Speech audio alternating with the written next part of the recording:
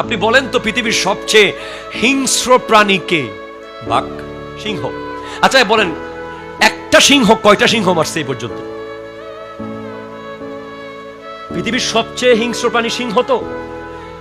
একটা আপনি রেকর্ড দেখান আমাকে, একটা ভিডিও দেখান, একটা কোথাও দেখান যে সিংহ মেরে ফেলেছে। দেখাইতে পারবেন? কোনদিন কোন সিংহকে মারছে? বরং অন্য প্রাণী থেকে বাঁচাইছে। সেকেন্ড, যদি হিংস্র প্রাণী বলেন বাঘ।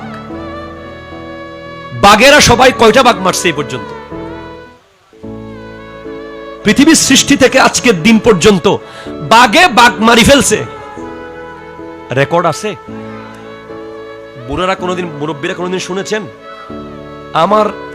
আমরা লক্ষ লক্ষ ভিডিও বিভিন্ন সময় আমাদের সামনে আসে, আপনাদের সবার সামনে সোশ্যাল মিডিয়ায় আসে, জিওগ্রাফি চ্যানেলে আসে, প্রাণী জগতের বহু কিছু আমরা দেখি। কোনোদিন পত্রিকায়, নিউজে, চ্যানেলে দেখেছেন যে বাঘ মেরেছে? যদি বলেন হিংস্র, হায়েনা, জংলি কুকুর, যারা ক্ষুধা না লাগলেও খায়। বাঘের ক্ষুধা না লাগলে খাবে না, কিন্তু জংলি কুকুরের ক্ষুধা না লাগলে সে জিব্বা দিয়ে লেহন হলেও দেবে। আপনি বলেন একটা হায়েনা কয়টা হায়েনা মারছে এই পর্যন্ত? সাপে কয়টা সাপ মারছে?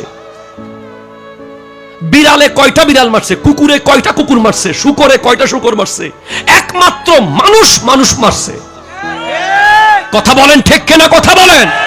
যে ব্যক্তি একটা মানুষের জীবন বাঁচাবে, ফাকান্নামা আহইয়ান নাস জামিআ, সে সমস্ত জগতের মানুষের জীবন বাঁচালো। আর যে ব্যক্তি একটা মানুষকে মেরে ফেলবে, ফাকান্নামা কাতালান নাস জামিআ, সে গোটা জগতের মানুষ মেরে ফেলেছে। অথচ মানুষ নাকি আশরাফুল মাখলুকাত। মানুষের অবয়বে আল্লাহ আমার নবীকে পাঠিয়েছেন, নূরের নবীকে। মানুষের জন্য জান্নাত, মানুষের জন্য ইজ্জত, মানুষের জন্য সম্মান।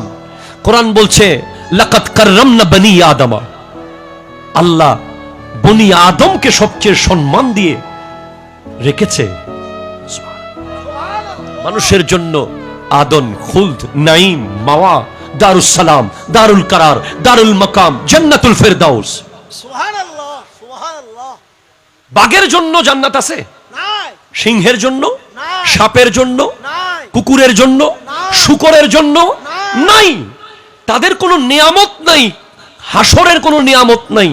তারা কোন নবীর শাফাতের আশা করতে পারে না।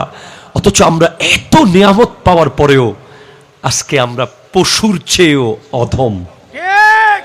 কথা বলেন ঠিক কিনা? জোরে কথা বলেন। 500 টাকার জন্য মানুষ মেরে ফেলতে 2 মিনিট দেরি করি না। একটু ক্ষমতার জন্য গুলি করতে দেরি নাই, একটু পাওয়ারের জন্য কেটে ফেলতে দেরি নাই। কিভাবে মানুষ মারা হচ্ছে, যেই লজ্জা কাল হাসরের মাঠে আমরা আল্লাহর সামনে কিভাবে দাঁড়াবো, একমাত্র খোদা জানে, নবী জানে। ঠিক কিনা? কথা জোরে বলেন।